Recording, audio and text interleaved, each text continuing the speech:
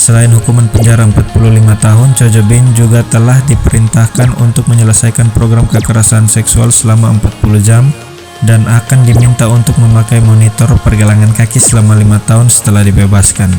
Dia akan dilarang dipekerjakan di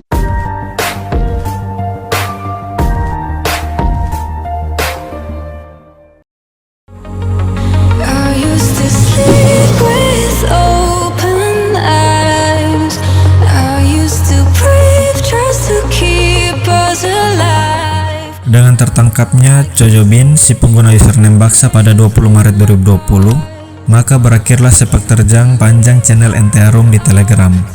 Melalui penyelidikan polisi pada tersangka Cho alias Baksa, terungkaplah modus identitas rekan-rekan serta kaki tangannya yang mengolah channel NTH Room. Polisi kemudian melakukan pengejaran dan hasilnya Bae, si pengguna ID Loli, dan 4 rekannya yang membuat second NTH Room yang sama dengan NTH Room ditangkap pada 24 Maret 2020. Kang Hun, pemilik ID Buta di NTH Room, pemuda yang masih berusia 18 tahun ini diyakini telah mengelola keuntungan yang diperoleh dari ruang obrolan dan juga berpartisipasi dalam perekrutan anggota baru, dihukum 10 tahun penjara. Mr. Jeon, pengguna ID Watchman yang mengaktifkan dan mengiklankan NTH Room, sebelumnya telah ditangkap pada Oktober 2019 karena kejahatan lain. Ia ditangkap karena mengambil video wanita di toilet umum dan penyebaran 9.000 konten seksual di internet. Ia dijatuhi hukuman pada 6 April 2020 dengan hukuman penjara 3 tahun 6 bulan oleh jaksa. Moon Hyung Wook, pengguna ID Gat-Gat yang adalah sang pendiri NTH Room, otak dibalik eksploitasi seksual online ini, ditangkap pada Mei 2020. Ia diadili pada Juni 2020 dengan 12 dakwaan.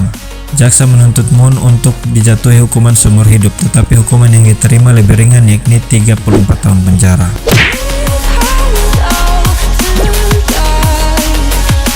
An Seung Jin, yang merupakan rekan dari Moon alias Gat-Gat, ditangkap pada tanggal 15 Juni 2020. Kemudian pada tanggal 23 Juni, wajah Seung Jin diekspos ke publik saat perjalanannya ke distrik kantor Kejaksaan Umum di Daegu dan tempat penahanannya di kantor polisi Andong.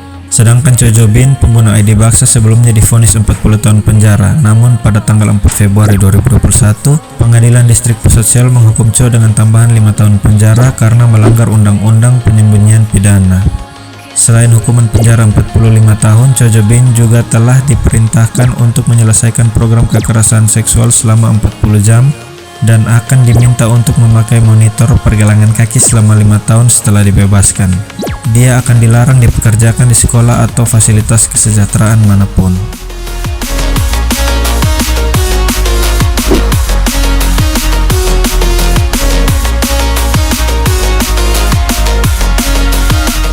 Pemerintah Korea Selatan sangat serius menghadapi dampak dari kasus NTH Room ini.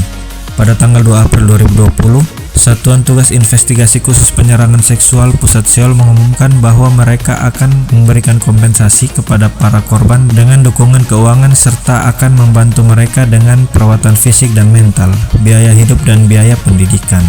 Para korban akan mendapatkan kompensasi hingga 50 juta won setara 40.000 USD untuk perawatan dan 500.000 won setara dengan 400 USD per bulan untuk biaya hidup. Jika mereka seorang pelajar, mereka akan diberi dukungan biaya pendidikan untuk memastikan bahwa mereka dapat melanjutkan pendidikan sampai selesai. Nah, itulah kisah dan kronologi kasus NTH Room, kasus perbudakan seksual online terbesar di Korea Selatan. Sampai di sini perjumpaan kita. Terima kasih sudah menonton video ini dan sampai jumpa di video-video tripod berikutnya. God bless you all.